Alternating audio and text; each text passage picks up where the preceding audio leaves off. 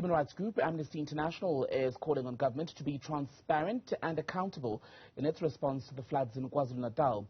The group has been to some of the affected areas after the floods last month and has seen people who it says who are suffering various forms of neglect, if you will, of their basic rights in the country at the moment. We'll speak to Amnesty International now. We're joined by the organization Sibusiso, Khasa. Sibusiso, a very good afternoon to you. Thank you so much for being on the program today. I want to go back to the visit to areas such as Tongaat and Durban Central and what you found there that has now got you saying that people's rights are being neglected by government. Good afternoon, Chimbegide, and good afternoon to the viewers at home. Last week as Amnesty International, we visited areas like Durban Central, Tongaat, Umlazi, and the Isipingo Transit Camp. And we spoke to a number of people. That I think we did more than 20 interviews. Some we've captured them on record, but others, because obviously of things like consent, they just preferred to just talk to us directly, not to capture them on perhaps on a recording device. And people, what they've been telling us as Amnesty International, they're telling us that their rights to water, right to sanitation, the rights to privacy, and right to dignity and safety.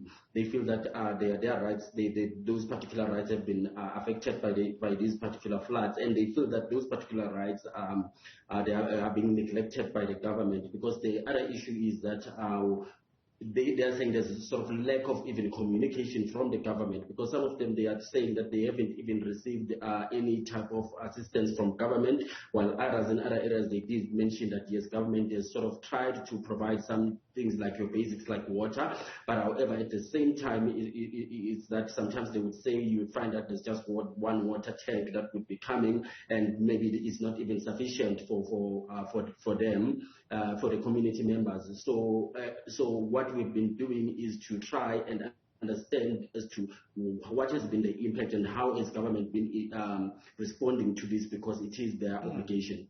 So why then, what have you found to be the reasons? Is it that government is overwhelmed by the sheer volume of people who need help, or is government sleeping on the job here?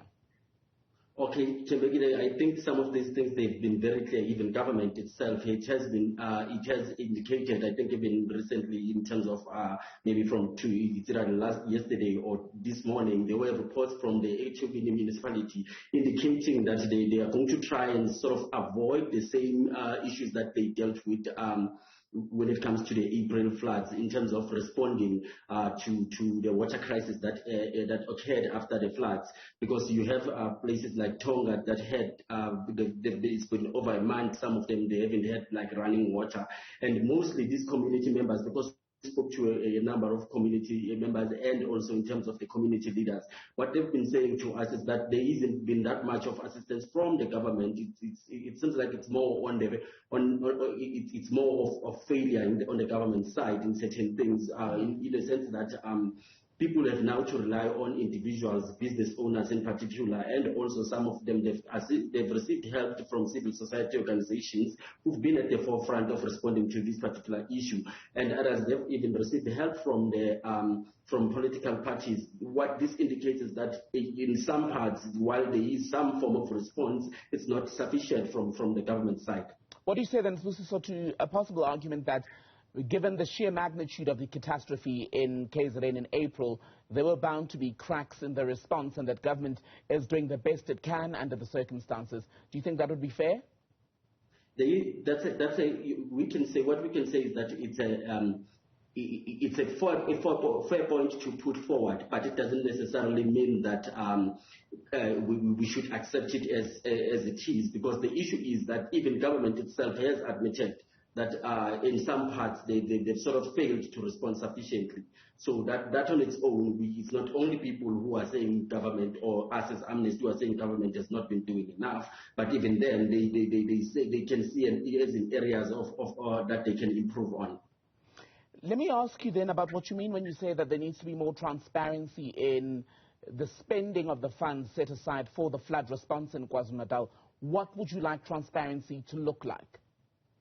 What we would like to see as Amnesty International when we mean transparency, one, the fact that I've just already mentioned in terms of that people are also left in the dark as to what's happening, because others have cited the fact that they've been watching news and they've received information that funds have been released, but they haven't seen anything coming from government, and also as to what those funds are being used for. So when we're talking of transparency, we are not only talking about transparency maybe to us, to say that, okay, to organizations like us, to say this is what we're using money for, but we are saying to the general public so that people, they also understand as to what's going to be happening. Also, we've seen, not to say that this is the case in this particular issue, but we've seen in the past as to how some of those funds have been used, and it's been very clear that sometimes issues of corruption have played a hand. We're not saying that's the case at this particular stage, but what we are saying is that we need transparency so that we avoid those kind of things, so that we ensure that the funds and the relief, yes, the relief funds, they sort of reach the rich people on the ground. You've got Parliament that set up a structure that's going to be looking at the disaster response, including what's going on in KZN. The Office of the Auditor General will also be casting an eye over the movement of public funds during this period. Are you satisfied then as far as those safeguards are in place, or as far as those accountability mechanisms are concerned?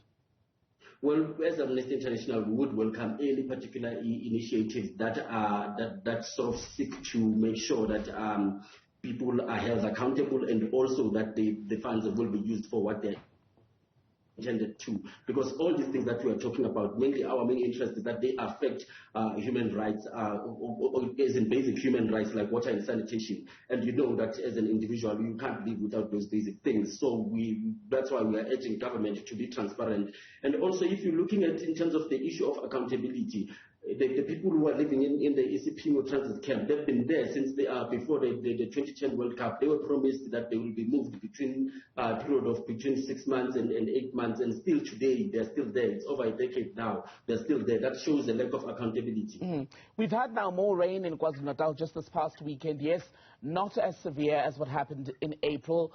Fewer homes have been damaged.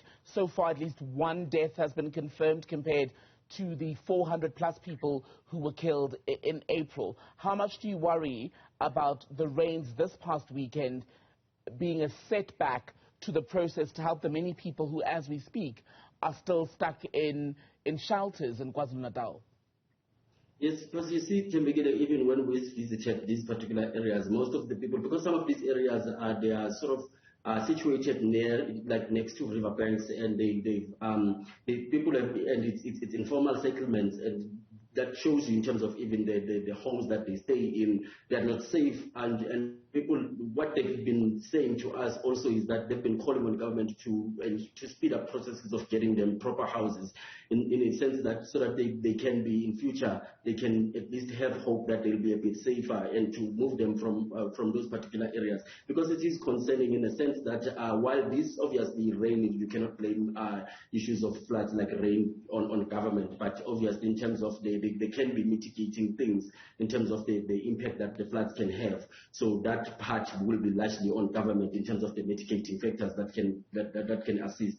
So in terms of people and their worries about the one, it's the issue of like in terms of the right to life and safety, they can be affected because floods would obviously, as you've mentioned, the figures that we've already mentioned, that people have died in these particular floods. So even when these rains continue, we do need better response from government, and we've seen some parts of that. We've seen it as in the past weekend when they evacuated people in some of these areas. So that's a welcomed move.